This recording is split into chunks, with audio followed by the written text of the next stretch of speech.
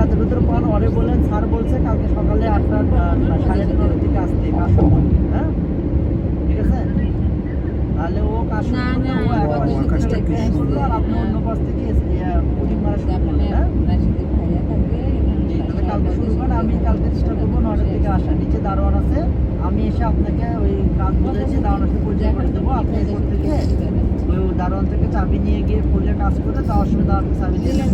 হ্যাঁ ঠিক আছে। হ্যাঁ হ্যাঁ না এখন আজকে রাখিনি আমি, কালকে আমি যাবো সকালবেলা। রাফিদ এই পাশে শুরু দিলো, রাফিদ এই পাশে আমাকে দাও আমাকে দাও নিচে সূর্যটা দেখছো? দাও আমাকে দাও ভিডিও আপলোড আমাকে দাও চলছে দেখতে দাও তো।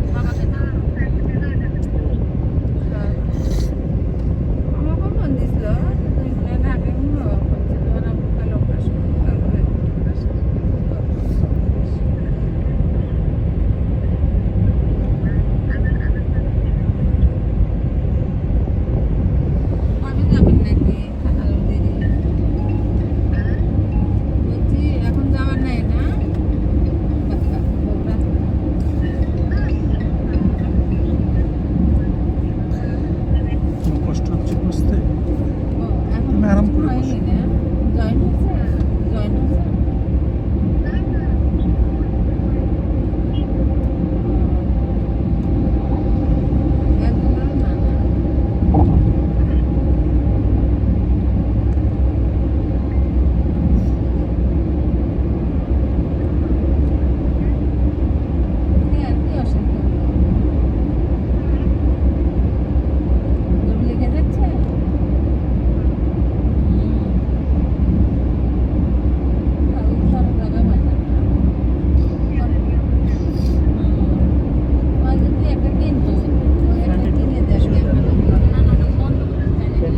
বন্ধ আছে, ওর একটু ঠান্ডার সমস্যা হচ্ছে তো, আবার ডিরেক্ট লাগতেছে।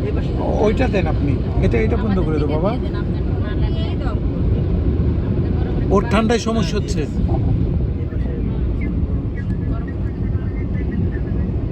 ঠিক আছে না, আরো বাড়াই দিন।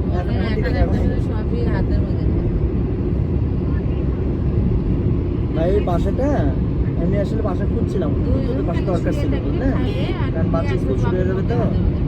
তো কাছে বাসায় করে স্কুল থেকে 5 মিনিট ওয়াকিং ডিস্টেন্সে। না আপনার ওই এলাকাতে এরকম ভাড়া পড়বে 50-এর কাছাকাছি, ওই গ্যাস সহ আর কি। হয়তো মানে সার্ভিস চার্জ গ্যাস সব কিছু মিললে আপনার 47।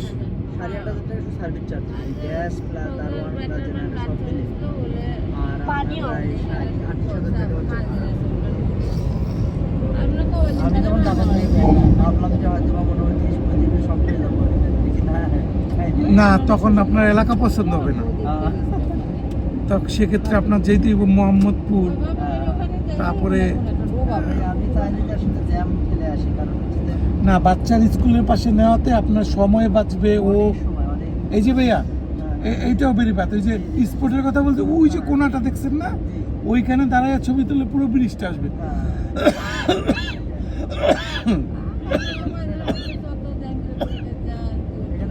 আমরা আসবো, সময় নিয়ে যখন আসবো তখন এই বেরিবাদে নিয়ে যাবো।